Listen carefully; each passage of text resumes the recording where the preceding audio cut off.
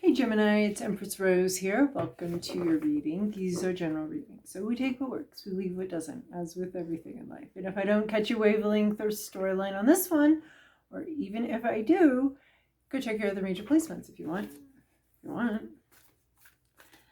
All right, what do we have here for Gemini? We're looking at the Oracle decks first. Get an intuitive vibe of where we're going, and then we'll move on to the tarot, mystical moments for more traditional tarot spread. All right, we have, this is a very Gemini way to start. Mirror who or what is triggering you. So you could be projecting something. You could be projecting, this always reminds me of like a Rorschach blotch here. And it's like, what do you see? Bring your own interpretation. And that's basically all of life. All of life is kind of a giant Rorschach blotch for us to bring our own interpretation to. So what do you see here? Bring your own interpretation. And so that's what you're doing. So something may be upsetting you, but you're the one projecting onto the situation. There's also something about needing to do some self-reflection to understand that, needing to do some self-reflection to see where you are projecting, where the world is a mirror image of what's going on in your mind, and not necessarily, so you may not be seeing something for what it is, you may be seeing something for what you fear it to be or for what you want it to be, and it's going to take some self-reflection in order to sort that out. What is real and what is just a projection. We also have boundaries. Where do you need to establish better boundaries? So this one shows pushing away, people trying to pull at your energy and you saying, no, this is me. This is where I end and where you begin. But this may be in another way as well, because there's several ways to have some crappy boundaries.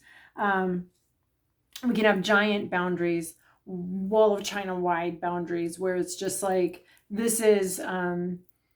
it's just huge. We don't let anyone in. We're never vulnerable. We just have massive boundaries where we're not able to really relate to people, right? So if we're having like a wall between us, we can't discuss, we can't grow together, we can't negotiate or anything like that. But then if we have like a little a fence that's broken down and needs repair, then we've got the neighbor's dogs coming in all the time, digging up our plants, crapping in our yard, right? So we need a better boundary there. So you might be on one end of that, and I think it can also be different in different situations.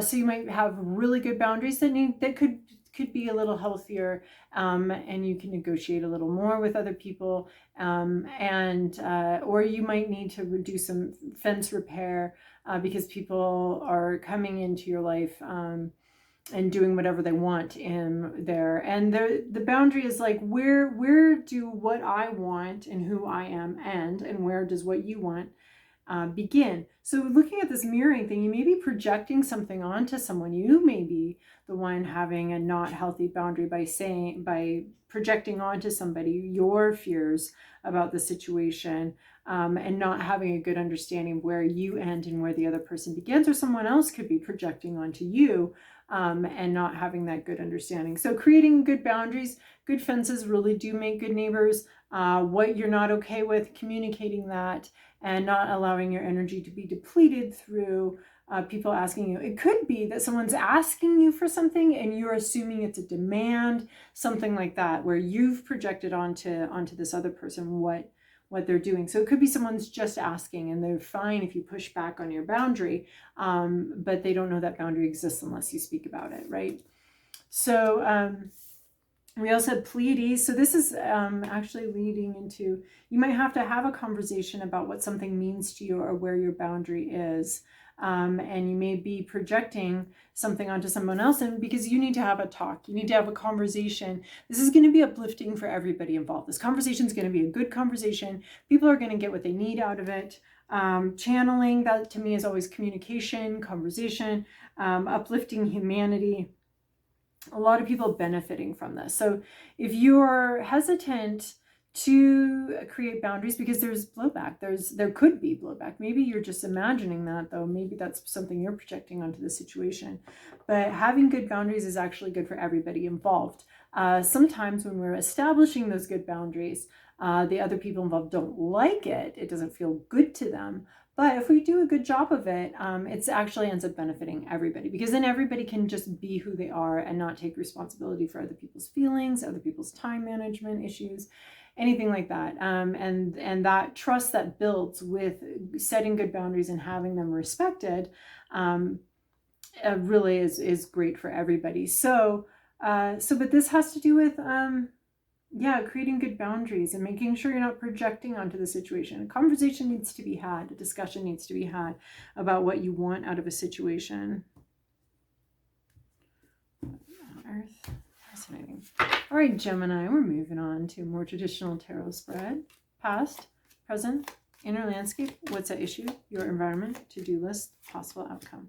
This boundary conversation sometimes reminds me of parents that, you know, their kid asks for something and they give it to them, and then they complain about how demanding this is and how their kid always wants this and that. Well, the kid's literally just asking, and you have to show them, you know, I don't want to do that. I don't want to drive you right now, rather than driving them and being like, God, these kids are so demanding. Like, just tell them, I don't want to do that. This is where, parent-child boundaries are really interesting and become better, or could become better as time goes on, because the parent takes less and less responsibility for the child's life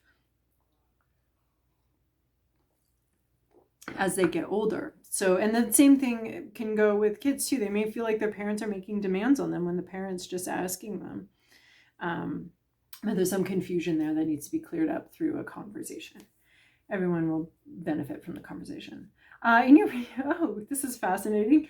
In your recent past, we have the Emperor. This is the Emperor card always, for me, talks about who has the right to the control.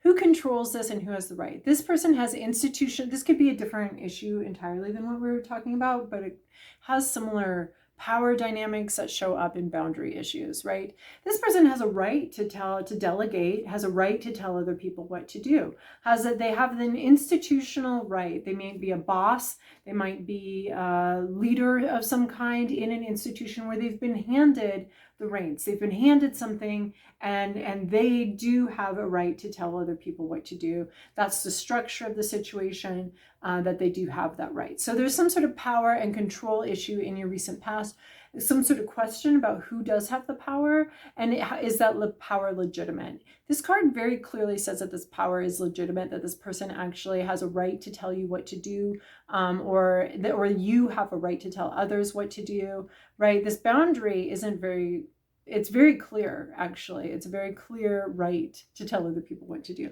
So who has that right, and where does that power lie? And then in your current situation, you have Knight of Cups. So Knight is communication. Cups is, so we already have a communication card showing up here. Cups is your feelings. And this shows a heart, but this is just feelings from the heart, right? This song can be sad. The song can be joyful. The song can be loving. This song can be frustrated. That's interesting. Again, think of an example of a song about frustration. Oh no, there's lots of songs about frustration. Really? Sexual frustration, possibly. Generally, we don't really aren't very inspired to sing about frustration. So anyway, but this is communication about, there's been some muck, there's been some ick, but this is a genuine, heartfelt communication. She is pulling at some heartstrings, so there might be an intentional, or, especially with this mirroring card here, an unintentional manipulation. Maybe you feel it's manipulative, and maybe they're just being honest. Or maybe somebody here feels like their heartstrings are being plucked and pulled. Sometimes, I feel like the music with movies and TV shows is meant to, help us get into the moment and feel the feeling. So the actors aren't carrying it, the lighting isn't carrying it, the costume isn't carrying the whole thing. The music helps. But there have been moments for me where the music was overly manipulative, and I was like, I'm not gonna feel what you want me to feel, because I just feel like we just really overplayed our hand. That was way too heavy. So there might be some sort of situation here where someone might feel like they're being genuine, but someone else might feel like the communication has been a little heavy and manipulative. But that could just be a projection, because we have this projection card here. We have this, it's up to interpretation. One person's honesty is another person's like sense of being manipulated, or you know, they may feel that way, but that may not be the intent of the communication at all. So, but there is some sort of communication about feelings here, heartfelt communication. This person, this knight could be an actual person here that you're dealing with, and they've grown a lot. They've changed a lot. They're not the same person that you left them. They've been through something, and this communication comes from something that they've been through. And they want to share a part of their heart with you, right? So just because they're sharing with you how hard something was for them to go through doesn't mean that they're trying to shake you down for money. That's your interpretation. That's what you're bringing to it. Or, you know, or they need your sympathy or empathy, or they need your help. Maybe they're just trying to communicate something from the heart. So there could be a miscommunication here, especially with this mirror, where somebody, you know, the card comes out for you. So it seems like you might be projecting, but they could also be projecting. So there's some sort of heartfelt communication that might be being perceived wrong or taken the wrong way. And then we have your hopes, your fears, your inner landscape. 3 of Wands. You want to have more faith in the situation. You want to see the vision. You want to see where this is going, and you want to have faith that everything's going to be okay. This is a hope that you have, that things, that your ships come in, that things come in for you, that you're doing well, that this vision, this is my, you know,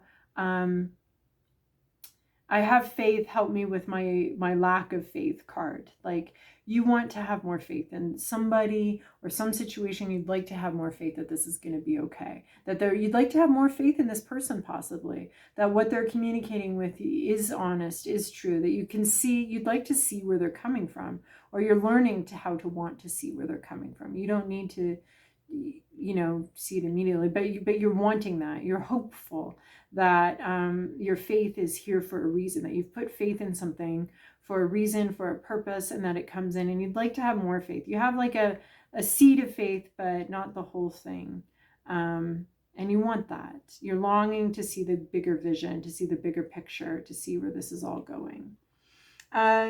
What you have, what's at issue here? We have another knight, so this could be another person. There's several interesting little dynamics going on here. Reversed, so this was some really rash behavior.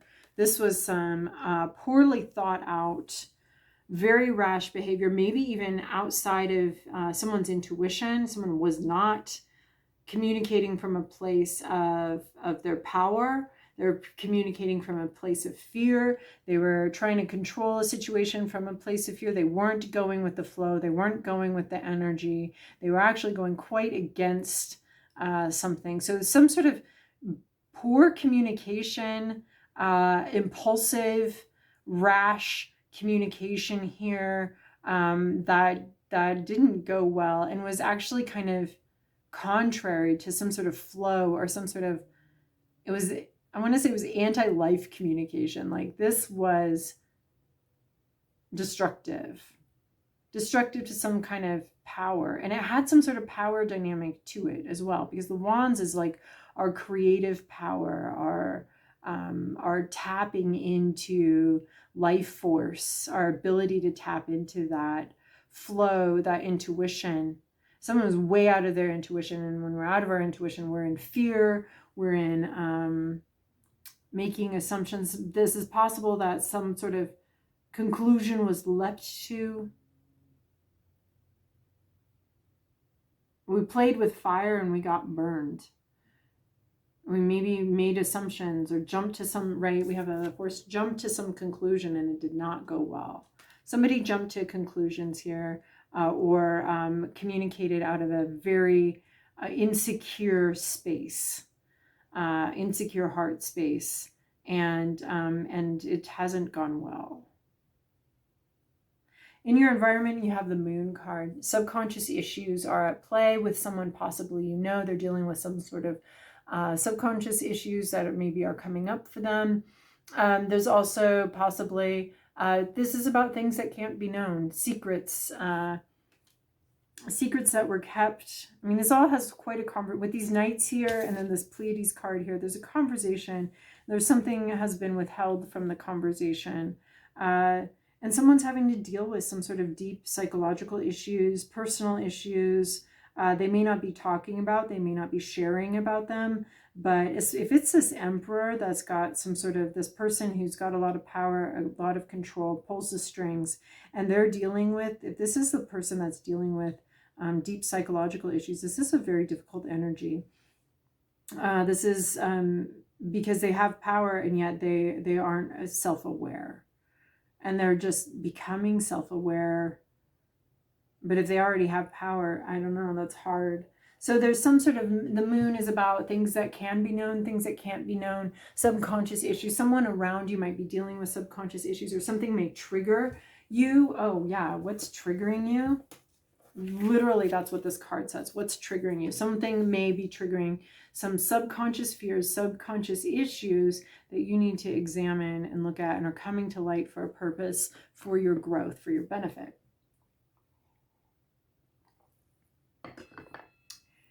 Your to-do list, the energy you need to interact with, is the devil energy. Something that you're trapped with. This could be a contract. This can also be addiction. This is anything that prevents free movement, a sense of being trapped. There was something that lured you here that seemed exciting or interesting, something that you wanted, and now you're stuck. Now you can't break free very easily of this. So this is what addiction is, right? We get it. We don't get addicted to unpleasant things. I'm not addicted to, nobody's addicted to dandelion greens. I mean, they're edible, but they're pretty intense. So there wasn't any enticement for anybody to partake of those every day. So it can be a sense of being trapped, being stuck somewhere, and you're having to deal with that somehow. Some sort of feeling stuck somewhere. It could be with this boundaries, feeling that trapped sense, feeling like you don't have, needing to set better boundaries because something has you stuck here. Something has trapped you and you need to push back against it. Setting some better boundaries with a habit, some kind of contract. Contracts can be renegotiated. But there's something that we want, but once we get in it, we're not free to leave. So any kind of barrier, any kind of adversary. Oh yeah, that was a new interpretation, new to me. An adversary, someone who's an opponent, dealing with an opponent. And it could be yourself, because we've got this mirror card. So you could be your biggest opponent.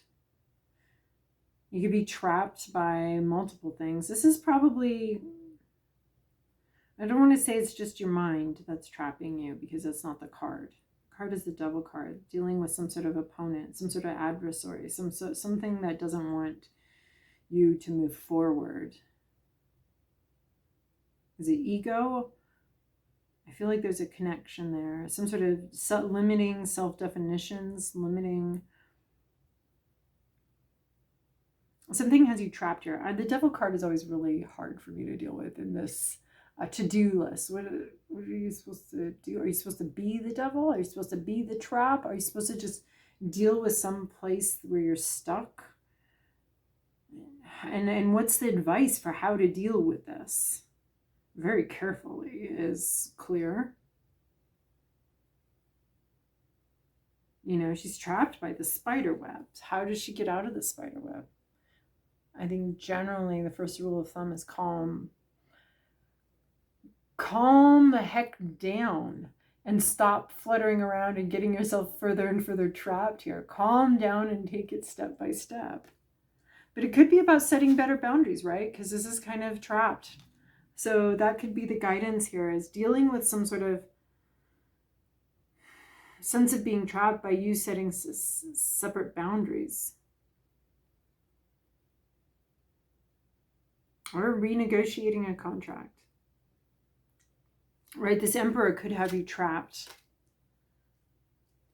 And you're going to have to deal with this adversary somehow. But it's a sticky situation. It's not simple. It's not easy. It's not just take out your sword and slash away.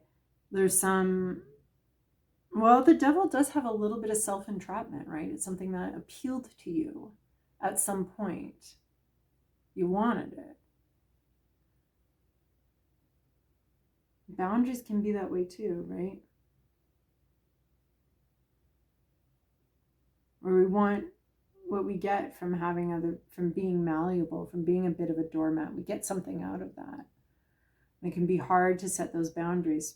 It can be very hard to set boundaries, especially once we've established a situation where they get crossed constantly.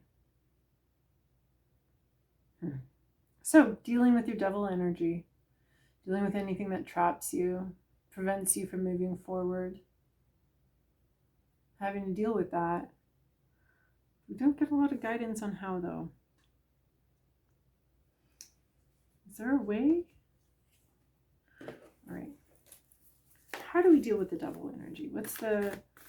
How do we deal with that devil energy? How does Gemini deal with this adversary? What do they need to do?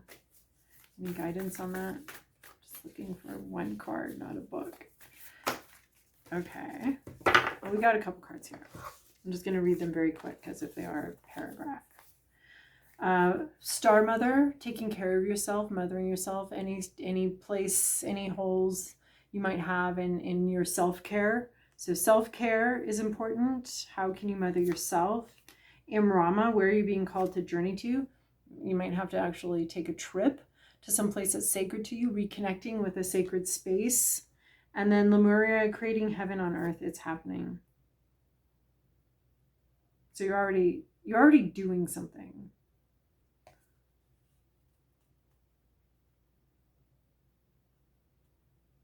You have two places though that are going someplace else, being called on a journey. So leaving something, caring for yourself, and continuing on some sort of path. It's already happening.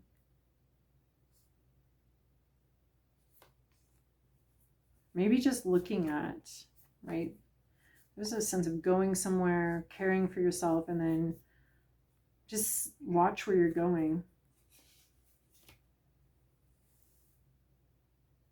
Watch what you're creating here, being careful about what you're creating. Okay, and then we have possible outcome, Ace of Swords.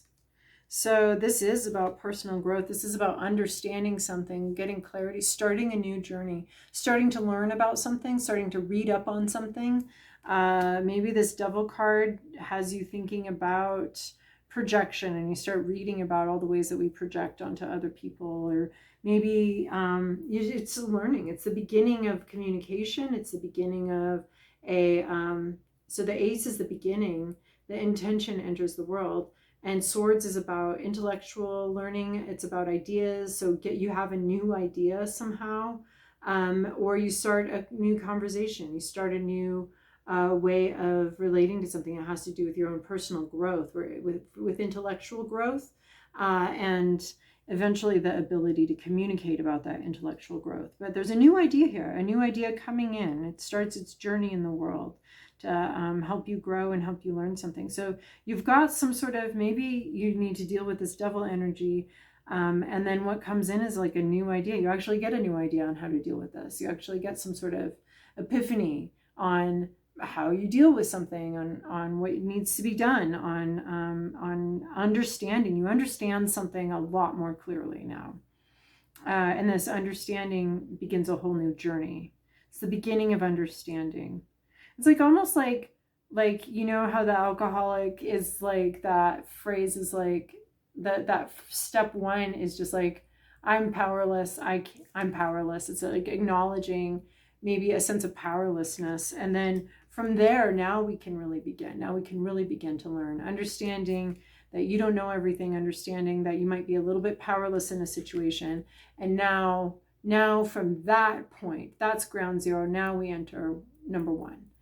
Step one after step zero is sort of could be sort of a sense of powerlessness, or just seeing where you're at more clearly, seeing the mental traps and the other traps, and then from there the new idea can come in from that understanding. Okay, Gemini, I hope that was helpful for you, and I hope you have a great couple weeks.